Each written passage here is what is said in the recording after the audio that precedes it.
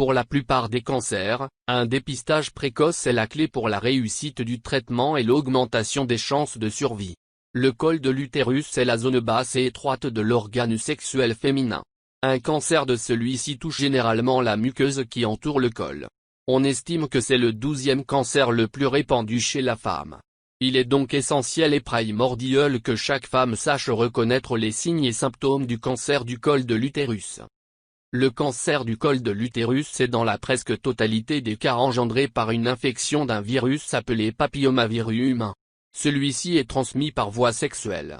Selon la Fondation contre le cancer, 80% des hommes et des femmes sexuellement actifs entrent en contact avec ce virus au moins une fois.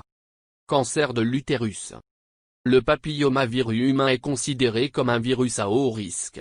8 femmes sur 10 y seraient exposées au cours de leur vie. Une contraction de celui-ci est une condition nécessaire mais pas suffisante à un développement du cancer du col de l'utérus. D'autres facteurs peuvent augmenter ce risque tels que le tabac, l'utilisation de contraceptifs oraux ou la multiparité. On compte en France 3000 nouveaux cas de cancer du col de l'utérus chaque année. Près de 75% des cancers qui sont diagnostiqués sont retrouvés chez des femmes de moins de 65 ans. Il faut savoir que le cancer du col de l'utérus présente très peu de symptômes au début de son développement. Ce n'est que plus tard que plusieurs signes et complications apparaissent.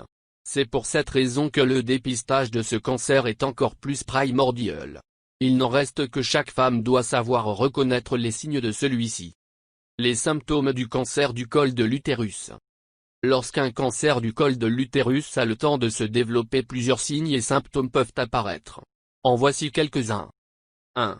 Saignements vaginaux anormaux. Le cancer du col de l'utérus pourrait causer des saignements vaginaux. Si vous retrouvez des taches de sang inexpliquées dans vos sous-vêtements, il vous faudra consulter un gynécologue au plus vite. Sachez néanmoins qu'il existe plusieurs maladies pouvant causer un saignement vaginal et il revient donc à votre médecin d'en trouver l'origine. 2. Douleurs lors de relations sexuelles. Si vous ressentez des douleurs anormales et vives lors d'un rapport sexuel, cela peut être le signe d'un cancer du col de l'utérus. 3. Perte vaginale inhabituelle. Les pertes blanches sont un phénomène naturel et fréquent chez les femmes. Toutefois, lorsque les leucorrhées sont anormales ou plus abondantes que d'ordinaire, cela peut être le signe d'une infection ou d'un cancer du col de l'utérus. 4. Douleurs pelviennes. Le pelvis est la zone se trouvant dans le bassin, plus précisément sous l'abdomen. Des douleurs au niveau de cette zone peuvent être signe d'un cancer du col de l'utérus.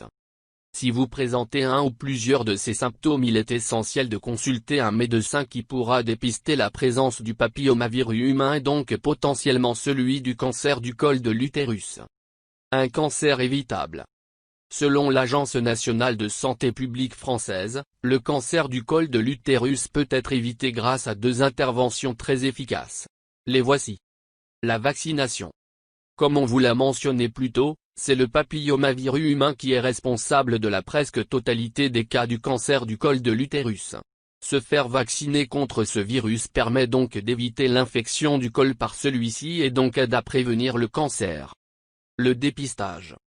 Lorsqu'un col de l'utérus est infecté par le papillomavirus humain, le cancer ne se développe pas tout de suite.